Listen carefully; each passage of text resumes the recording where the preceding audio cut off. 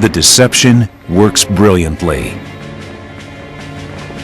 Just 48 hours before D-Day, Rommel sends a weekly report stating that concentrated air attacks on the coastal defenses between Dunkirk and Dieppe strengthens prospects for a large-scale landing in the Pas de Calais area.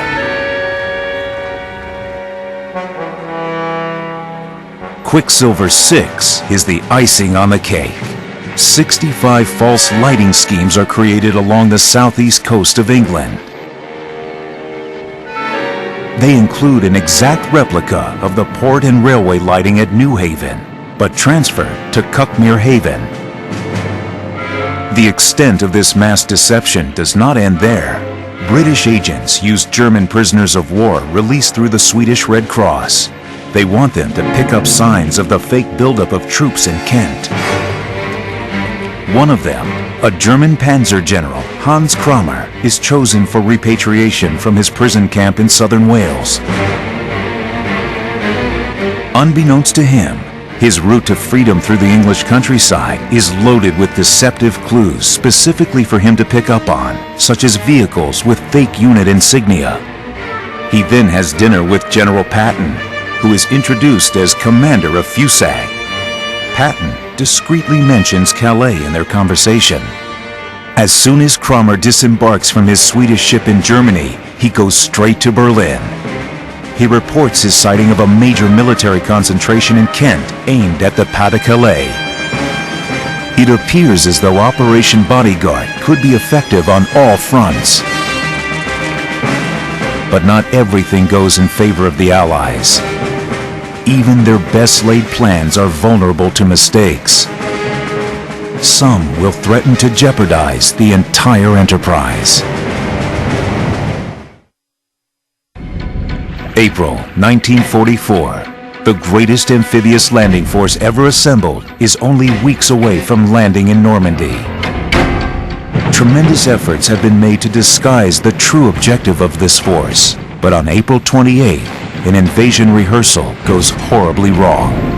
At Slapton Sands, American troops are attacked by German E-boats.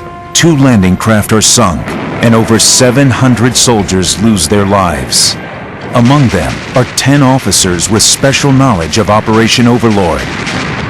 They are feared captured. All 10 officers' bodies are found, but it is a sobering tragedy that stiffens Allied determination to cloak the real operation in absolute secrecy. But Allied confidence in its ability to prevent security leaks is soon shaken by a bizarre incident. One Sunday in May, the crossword in the Daily Telegraph newspaper contains several key invasion code words, including Overlord. It is pure coincidence, but the odds of this occurring seem implausible.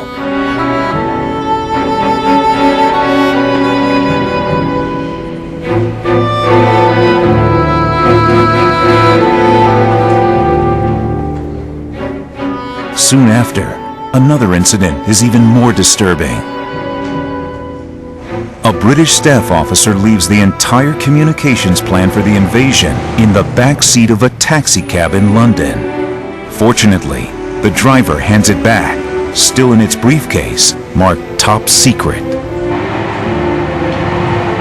A similar panic follows when an American sergeant is ordered to send the Overlord plans to the Pentagon.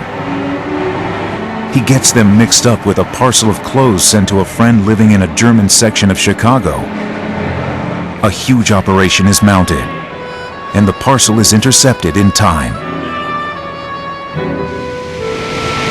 In May, bad weather delays the Allied landings until June. The German Navy is aware of the poor conditions for a channel crossing and declares there is no real danger until August. German soldiers take their leave. Even Rommel believes it is safe to return to Germany. British meteorologists are more optimistic. They spot a brief window of opportunity in the first week of June. This week has the added advantage of low tides. Rommel's beach obstacles will be revealed, Long summer nights also help the initial waves of Allied paratroops. Operation Bodyguard continues to operate just hours before D-Day is launched. The night before the landing, Allied air troops are transported to Normandy to begin their operations behind enemy lines. This involves extremely vulnerable transport planes. To protect them from German night fighters, RAF bombers fly on a decoy mission. 24 Lancasters and 5 flying fortresses fly over the Somme and drop huge amounts of tiny metal strips. These clouds of strips, codenamed Window, overwhelm enemy radar. For 3 crucial hours, the Luftwaffe think a bombing raid is coming over Amiens, blind to any other aircraft movement. RAF 617 Squadron, known as the Dam Busters, fly on a special mission called Operation Taxable. Their task is to defeat the German Navy's radar. They need to create entirely false radar readings. To do so, Lancaster bombers must conduct incredible feats of maneuvering. The bombers twist and turn while dropping window in patches of a density and shape that recreate the effect of hundreds of ships. Group Captain Leonard Cheshire remembers creating the illusion. Basically what we were asked to do was to create a huge radar reflector by dropping this window. Now that meant having 8 aircraft in perfect formation, spaced by 2 miles, advancing from the starting point 8 miles, then doing a very slow right-hand turn that had to take 1 minute, coming back to the return leg, then repeating it each time 20 seconds short. And throughout the period of the forward and the backward leg, the window droppers had to drop their window every 15 seconds. But the trouble was that they had to have a thicker type of window for the first half of the leg and a thinner for the second half. I think our great worry was whether we would make a mistake, because we'd been told that if one mistake was made, the German radar would notice it. They would then realize that we were doing a spoof. They would then recognize the urgency of getting all their armor across to the Normandy beachhead.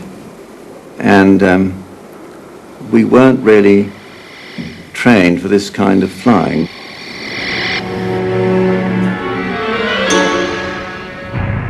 This ghost fleet sails north away from Normandy towards the Pas de Calais.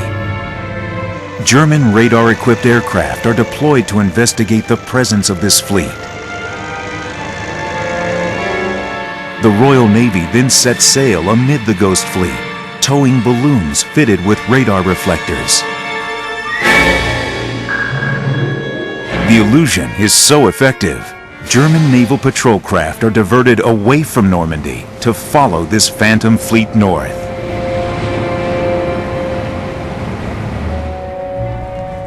A separate deception is aimed at protecting the Allied aerial assault on Normandy.